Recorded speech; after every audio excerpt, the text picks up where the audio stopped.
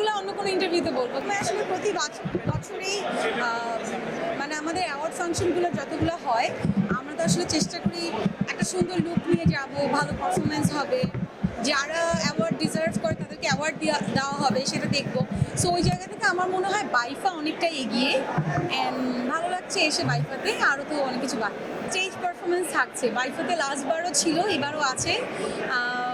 Stage performance এবার প্রথম দিকে করতে চাচ্ছিলাম না, বাট বাইফার সবাই আসলে আমাকে এত ভালোবাসে, তারা আসলে আমাকে কনভিন্স করেই ফেলেছে। সো ইয়াস, এবারও নতুন কিছু থাকছে। নর্মালি কী হয়, আমরা তো আসলে নাটক জগতের মানুষ, অভিনয় জগতের মানুষ। সো আমরা অভিনয়ে একভাবে নিজেদেরকে প্রেজেন্ট করি।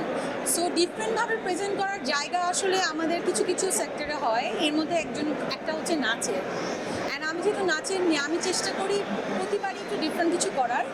সো এবারও একটা নতুন একটা ট্র্যাক নিয়ে নতুন একটা ডিফারেন্ট লুকে আসবো বা ডিফারেন্ট একটা ডান্স পারফরমেন্স করবো। অ্যান্ড আই হোপ সবার অনেক ভালো লাগবে। আই এম রিয়েলি হ্যাপি যে আমাকে আমি একটা কথা বলছিলাম যে যারা আসলে ডিজার্ভ করে, যে কাজগুলো ডিজার্ভ করে সেই কাজগুলোকে সাপোর্ট করা একটা অ্যাওয়ার্ড ফাংশনের আমার মনে হয় প্রথম এবং মূলত কাজ এটাই।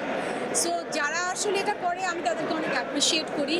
সো আমার অনেক কাজ আছে আলহামদুলিল্লাহ, এর মধ্যে ঘুম পড়ি হচ্ছে অনেকটাই ব্যতিক্রম এবং এখনও আমি সেটার জন্য অনেক প্রশংসা পাই। সো এটা ঘুম পড়ি নিয়ে যেহেতু আমি নমিনেটেড, সো আমি অনেক হ্যাপি এবং আমার মনে হয় আমার পুরো ঘুম পড়ির টিম অনেক হ্যাপি। আমি আসলে লাস্ট ঈদে আলোচনায় ছিল একটা দুটো তিনটে কাজ ভালো আলোচনায় ছিল, বাট লাস্ট ঈদে থাকে না যে ঈদে আমি খুব প্ল্যান করে কাজ করার চেষ্টা করি, বাট লাস্ট ঈদে সাধারণত এটা হয়নি। বাট এই ঈদে আমার মনে হয় 2-3টা কাজ আসবে যেটা লাস্ট ঈদের মতো এই ঈদেও আপনাদের খুব ভালো লাগবে। সো আমি চেষ্টা করি এখন খুব কম কাজ করে একটু ভালো কাজ মানুষজনকে দেওয়ার। সো আমি সেটাই চেষ্টা করছি, আমি এটাই চেষ্টা করবো ইনশাআল্লাহ। কথা চলছে ওটিটির নতুন কোনো কাজ, বাট ঘুম পড়ি রেশ এখন রেশ থেকে এখন উঠতে পারছি না। বাট ইনশাআল্লাহ আরও ভালো কিছু নিয়ে